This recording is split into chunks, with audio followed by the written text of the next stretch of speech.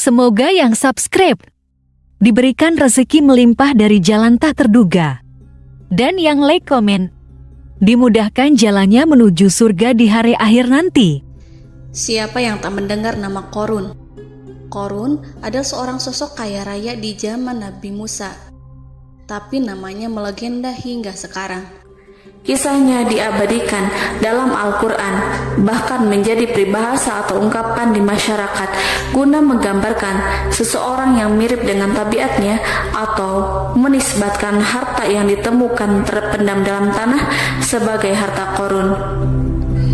Qorun adalah miliarder kaya raya yang hidup sejaman dengan Nabi Musa. Saking kaya rayanya, Qorun setiap kali keluar dari rumahnya, ia didampingi dengan 300 pelayan laki-laki dan 300 pelayan perempuan. Qorun juga dikawal oleh 4.000 pengawal yang diiringi 4.000 binatang ternak, ditambah 60 ekor unta yang khusus membawa kunci-kunci guna penyimpanan harta kekayaannya itu. Itu dilakukan semata-mata sebagai bentuk kesombongan bahwa dialah manusia paling kaya, paling terhormat, dan memiliki pengikut setia. Ia merasa lebih mulia dibandingkan Nabi Musa alaihissalam. Orang-orang tentu saja akan penasaran seberapa banyak harta kekayaan Qorun jika pengawal dan pembawa kunci gudang kekayaannya sebanyak itu. Lalu berapakah harta yang dimiliki Qorun yang disimpan dalam gudang-gudangnya tersebut? Sebelum saya melanjutkan, dimohon untuk menonton video ini sampai selesai supaya tidak ada kesalahpahaman dalam memahami isi cerita, serta mohon bantu channel ini semakin berkembang dengan cara tekan subscribe dan silahkan tinggalkan like serta komen positifnya. Semoga dukungan pemirsa Risalah Kehidupan bernilai pahala dan menjadi wasilah dimudahkannya segala urusan pemirsa sekalian. Pemirsa Risalah Kehidupan, di zaman sekarang banyak orang yang mengistilahkan rezeki yang tak terduga dengan istilah harta Qorun.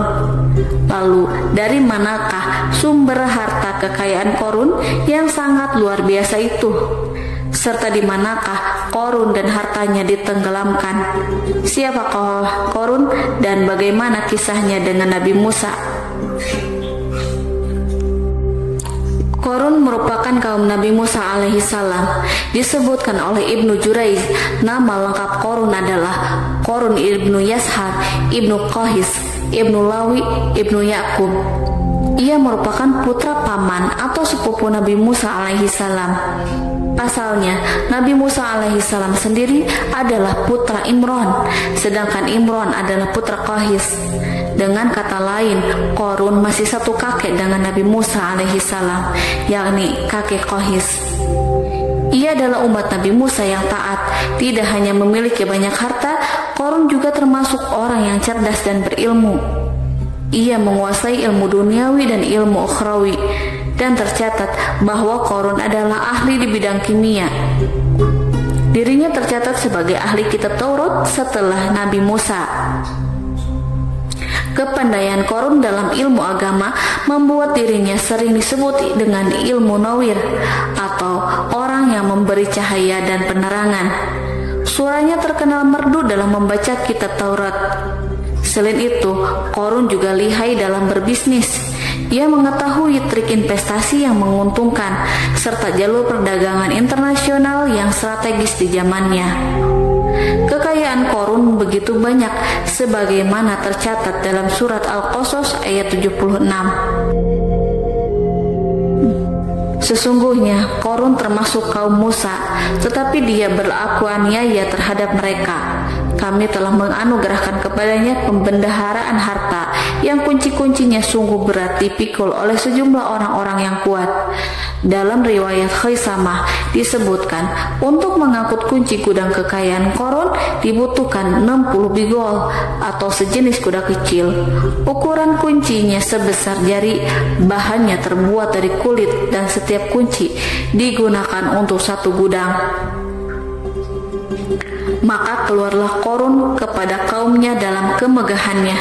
Para ulama tafsir menjelaskan, Korun keluar dengan baju mewah diiringi dengan 300 gadis berbaju merah dan 4.000 kendaraan kuda. Tak heran iring-iringan Korun itu mengundang decak kagum mereka yang gandrung terhadap harta kekayaan. Sebagaimana yang terekam dalam Al-Quran, moga-moga kiranya kita mempunyai seperti apa yang telah diberikan kepada Korun. Sesungguhnya ia benar-benar mempunyai keberuntungan yang besar. Quran Surat Al-Qasas ayat 79. Namun tak sedikit kaumnya yang mengingatkan, dan ingatlah ketika kaumnya berkata, janganlah engkau terlalu bangga. Sesungguhnya Allah tidak menyukai orang-orang yang terlalu membanggakan diri atau disebut farihin. Sebagian ulama menafsirkan istilah farihin di sana juga berarti takabur atau zolim, berbuat kerusakan, arogan, dan tidak mau bersyukur terhadap nikmat. Korun dikisahkan memiliki ribuan gudang yang berisikan emas dan perak. Bila keluar rumah, Korun selalu berpakaian mewah dan dikawal oleh 600 pelayan. Ia diiringi 4.000 ekor kuda dan 60 ekor unta yang membawa kunci-kunci gudang kekayaannya. Namun sayang seribu sayang, Korun kemudian membangkang pada Nabi Musa dan menjadi pengikut setia Fir'aun. Mengenai dari mana asal-usul kekayaan Korun, ada beberapa riwayat yang memberitakan tentang asal-usul kekayaan Korun tersebut. Sumber pertama menyebutkan bahwa jauh sebelum memiliki kekayaan, Korun hanyalah seorang lelaki miskin yang tidak mampu menafkahi keluarganya sendiri. Anaknya sangat banyak. Lalu suatu hari ketika Korun datang kepada Nabi Musa, ia meminta Nabi Musa alaihissalam untuk mendoakannya agar Allah memberikan harta benda yang banyak. Korun juga meminta Nabi Musa mengajarinya ilmu kimia dan ilmu-ilmu kehidupan lainnya. Korun dikenal sebagai orang yang soleh dan mengikuti ajaran Ibrahim dengan baik, sehingga tanpa pikir panjang Nabi Musa alaihissalam menyetujui permintaannya. Allah Subhanahu wa Ta'ala mengabulkan doa Nabi Musa. Korun diberikan kecerdasan luar biasa dan menguasai ilmu yang telah diajarkan kepadanya. Korun menguasai teori dan praktik pembuatan emas permata dan beragam perhiasan mewah lainnya. Ia juga pakar dalam ilmu arsitektur, rancangan bangunan, penataan kota, dan lain sebagainya. Tidak lama setelah itu, hidupnya berubah. Korun pun hidup dengan bergelimbang harta. Ribuan gudang yang dimilikinya penuh dengan emas dan perak. Namun sayangnya, keberuntungan yang didapatkannya membuatnya gelap mata. Korun mulai hidup dengan penuh pamer, keangkuhan, dan penuh kesombongan. Kekayaan yang telah diberikan oleh Allah Subhanahu wa Ta'ala membuatnya lupa dengan Sang Maha Pemberi. Korun merasa lebih terhormat dan mulia dibandingkan Nabi Musa. Ia pun akhirnya membelot dan durhaka pada Nabi Musa. Ia mengingkari janji-janjinya dahulu dan beralih menjadi pengikut Fir'aun yang setia. Loyalitas Korun terhadap Fir'aun membuatnya diangkat menjadi kepala mandor yang membawahi ribuan pekerja. Dikisahkan bahwa Korun bersikap semena-mena terhadap para pekerja. Ia tega memotong upah mereka. Ia melakukan korupsi demi membangun istana dan kemegahannya sendiri, dan untuk membangun gudang-gudang penyimpanan harta yang telah ia kumpulkan jauh-jauh hari. Ketika datang perintah zakat, Nabi Musa alaihissalam pergi menemui Korun dan memerintahkannya mengeluarkan zakat sebesar 1 dinar dari setiap 1000 dinar, 1 dirham dari setiap 1000 dirham, 1 kambing dari setiap 1000 kambing, dan seterusnya. Setelah Korun menghitung seluruh hartanya, ternyata jumlah zakatnya sangat besar. Kekikirannya pun mulai menghalangi hatinya untuk mengeluarkan zakat. Qarun enggan membayar zakat ketika Nabi Musa alaihissalam menagih zakat yang diperintahkan oleh Allah untuk ditunaikannya. Ketika Qarun diminta zakat, ia langsung marah dan tidak memberikan sedikit pun kekayaannya. Dia berpikir bahwa harta kekayaan yang dimilikinya didapat dari hasil kerja dan usahanya sendiri, dan tidak ada kaitannya dengan siapapun, termasuk Allah Subhanahu wa Ta'ala. Janji Qarun untuk lebih taat beribadah dan membantu sesama jika diberi kekayaan oleh Allah dilupakannya. Dia mempergunakan kekayaannya tersebut dalam kesesatan, kezaliman, dan permusuhan, sehingga membuatnya menjadi sombong dan terlena. Orang-orang beriman pada masa itu sering menasehati Qarun untuk bersyukur atas nikmat yang Allah berikan kepadanya, tetapi dia tidak mengindahkan nasihat tersebut. Dari sikapnya tersebut sudah jelas bahwa Qarun tidak membutuhkan nasihat kebenaran, bahkan merasa tidak takut dengan ancaman Allah, sebab Qarun merasa sudah memiliki segalanya. Qarun merasa dirinya hebat dan pintar serta punya banyak pengikut setia, punya banyak pengawal dan merasa aman karena dekat dengan Raja Fir'aun. Qarun berkata, "Sesungguhnya aku mendapatkan harta ini karena ilmu yang ada padaku." Qarun sangat sombong. Ia merasa hartanya didapatkannya sendiri tanpa campur tangan dan kehendak Zat yang Maha Kaya, yakni Allah Subhanahu wa Ta'ala.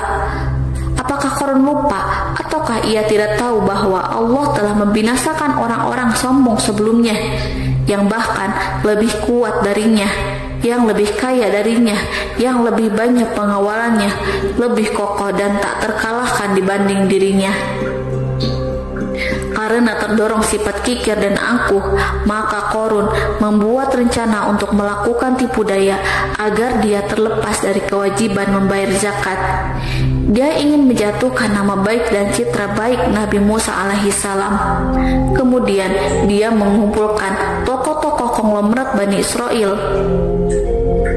Ia berkata kepada mereka, "Wahai saudara-saudaraku, terhadap apa yang diperintahkan Musa untuk membayar zakat, apakah kalian akan mematuhinya?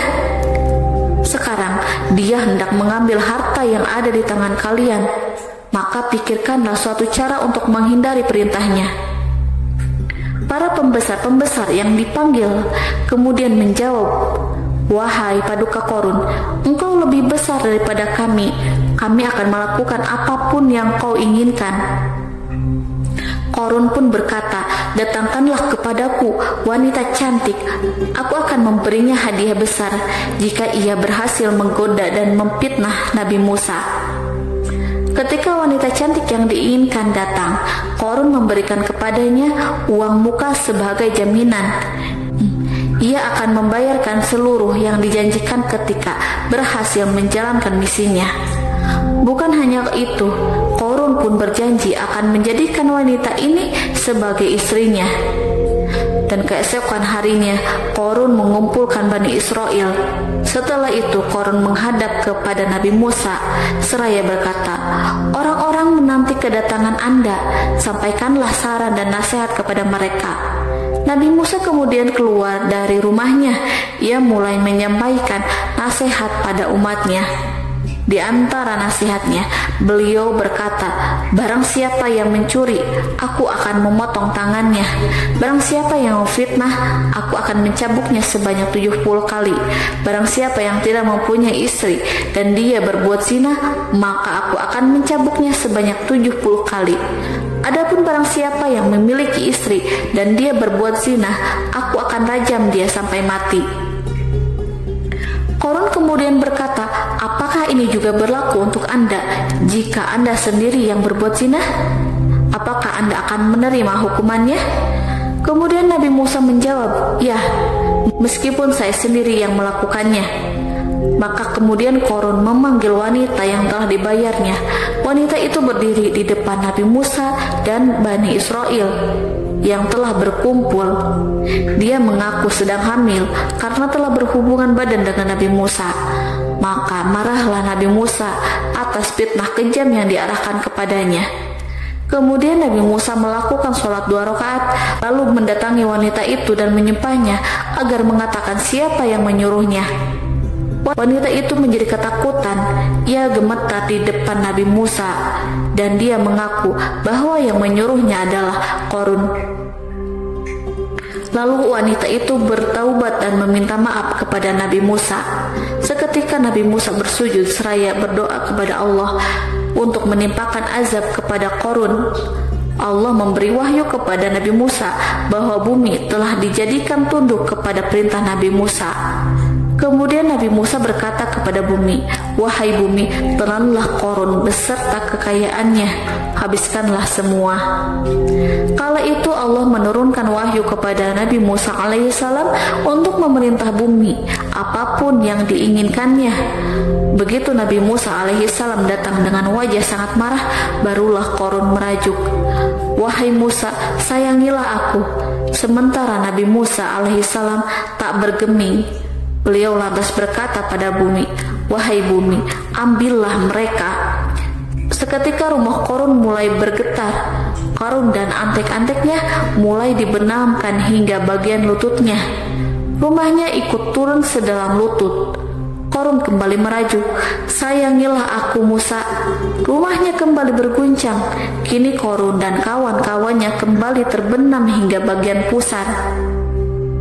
Demikian pula rumahnya.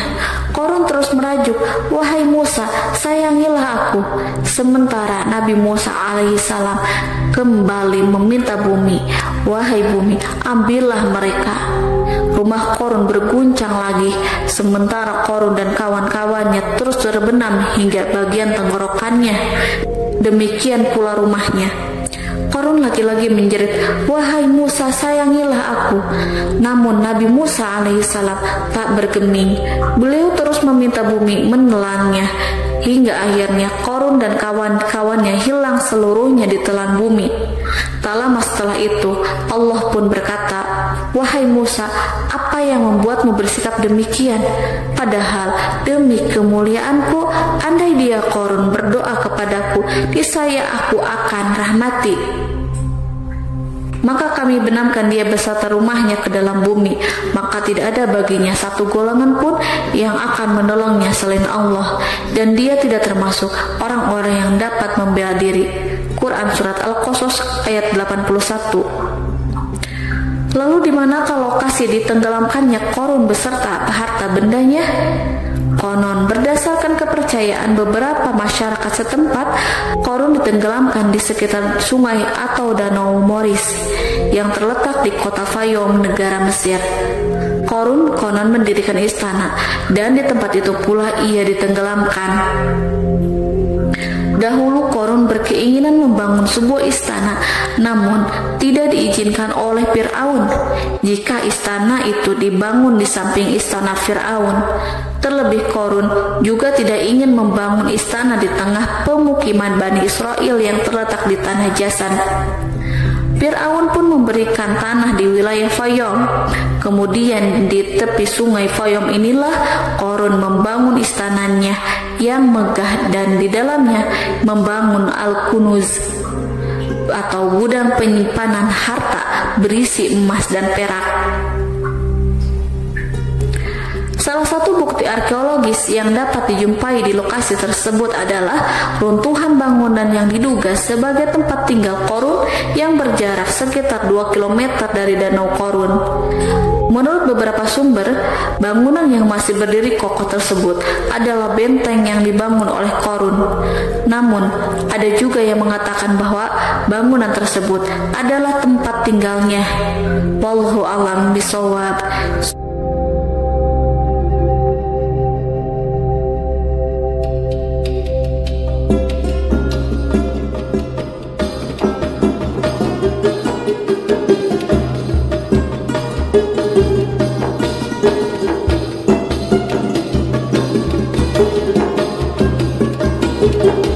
Thank you.